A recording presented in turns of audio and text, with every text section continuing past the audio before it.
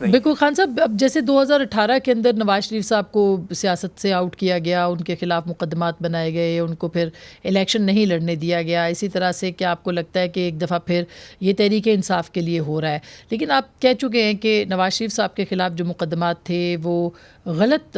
فیصلے غلط ہوئے تھے، تو کیا آپ کو لگتا ہے کہ ایک مرتبہ پھر اب وہ واپس آ رہے ہیں، تو خان صاحب بھی کل کو واپس آ سکتے ہیں پالیٹکس کے اندر؟ دیکھیے، یہ بات جو ہے یہ بالکل درست ہے کہ اس وقت وکٹمائزیشن ان کی ہو رہی تھی، اس دفعہ عمران خان کی ہو رہی ہے اور پی ٹی آئی کی ہو رہی ہے،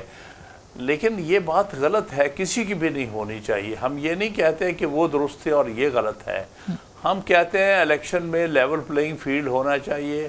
ہر سیاسی جماعت کو، ہر سیاسی لیڈر کو پوری آزادی ہونی چاہیے الیکشن کیمپین کرنے کی، اپنا مینیفیسٹو دینے کی اور اس کے اوپر کیمپین کرنے کی۔ اس وقت جو کوشش ہو رہی ہے بڑی واضح کوشش ہے، پچھلے اپریل سے لے کے اب تک 1.5 سال ہونے کو آ رہا ہے کہ پی ٹی آئی کو کسی نہ کس طرح سے کرش کیا جائے اور پی ٹی آئی کے لیڈر کو جو ہے وہ ڈسکوالیفائی کیا جائے، تاکہ یہ الیکشن میں نہ پارٹی لیڈر پوری بھرپور انداز سے شرکت کر سکے۔ اچھا، یعنی سیاسی انتقام جو پہلے ہوا تھا وہ اب نہیں ہونا چاہیے، جو نواز شریف صاحب کے ساتھ ہوا وہ ان کے عمران خان صاحب کے ساتھ نہیں ہونا چاہیے، یہ آپ کا کہنا ہے۔ لیکن یہ بتائیے گا کہ اب نئی قیادت یا نئے چیف جسٹس صاحب آ گئے ہیں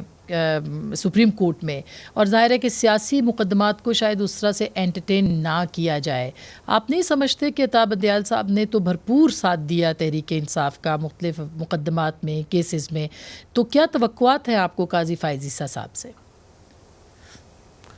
میں پہلی بات کلیئر کرنا چاہتا ہوں، بندیال صاحب نے کسی پارٹی کا کوئی ساتھ نہیں دیا، انہوں نے کوشش کی کہ کچھ آئین کے مطابق میں فیصلے کر دوں، اس میں پارٹی کا کوئی تعلق نہیں تھا۔ اگر انہوں نے کہا کہ پنجاب میں الیکشن ہونے چاہیے یا کے پی میں الیکشن ہونے چاہیے، تو اس کا تعلق پارٹی سے نہیں تھا، اس کا تعلق آئین سے تھا کہ آئین کے اندر یہ ایک ڈکٹیٹ ہے، جو واضح ڈکٹیٹ ہے کہ آپ 90 دن میں الیکشن کرائیں، تو اس کو خام خواہ دوسری پارٹیز نے اور اسٹیبلشمنٹ نے یہ کہا کہ جی وہ تو اس پارٹی کو فیور کر رہے ہیں، یا اگر انہوں نے 11 مئی کو ریلیز کر دیا عمران خان کو، اس لیے کہ وہ جو ان کو اریسٹ کیا گیا تھا، جس انداز سے کیا گیا تھا، وہ واضح طور پر غیر قانونی تھا، تو اس میں کوئی ایسی بات نہیں جو آپ کہہ سکتے ہیں کہ کسی فرد کو یا بالکل خان صاحب ایز اے سینئر لائر، ایک بہت سینئر لائر، ایک بڑے معتبر لائر کے طور پہ بھی، اور اگر آپ دیکھیں کہ باہر کی پالیٹکس میں بھی آپ کا جو کردار ہے، آپ نہیں سمجھتے کہ مخصوص بینچز کا بننا اور پھر جس طرح سے انہوں نے فوری طور پر انٹرٹین کرتے تھے ہر وہ تحریک انصاف، یہ ان پہ الزام ہے کہ انہوں نے بہت زیادہ جو ہے وہ سپورٹ کیا؟ میں اس ریفرنس میں پوچھوں کہ خاص کر کے بینچز کی جو تشکیل ہوتی تھی، فل کورٹ کا نہ ہونا، اتنے اہم آئینی معاملات کے اوپر فل کورٹ کا نہ بنایا جانا، اس کو آپ کیسے دیکھتے ہیں؟ جی، ضروری نہیں ہے کہ سارے آئینی مقدمات میں فل کورٹ ہو۔ آج بھی انڈیا میں 31 ججز پر مشتمل کورٹ ہے، سپریم کورٹ، اور جو آئینی مقدمات ہے وہ پہلے 5 جج سنتے ہیں وہاں پر، اس کا بینچ بنایا جاتا ہے کانسٹیٹیوشنل کیسز کے لیے، لہٰذا ہر کانسٹیٹیوشنل میٹر پر آپ فل کورٹ نہیں بٹھا سکتے، اس لیے 5 کا ہو، 7 کا ہو، 3 کا ہو، یہ چیف جسٹس کی صوابدید ہے۔ لیکن میں یہ کہوں گا کہ ہم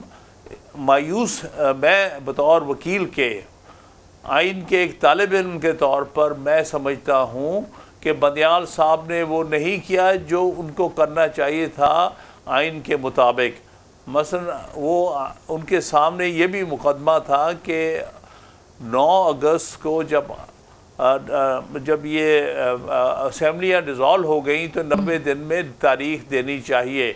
اس مقدمے کو 1 مہینے سے زیادہ سے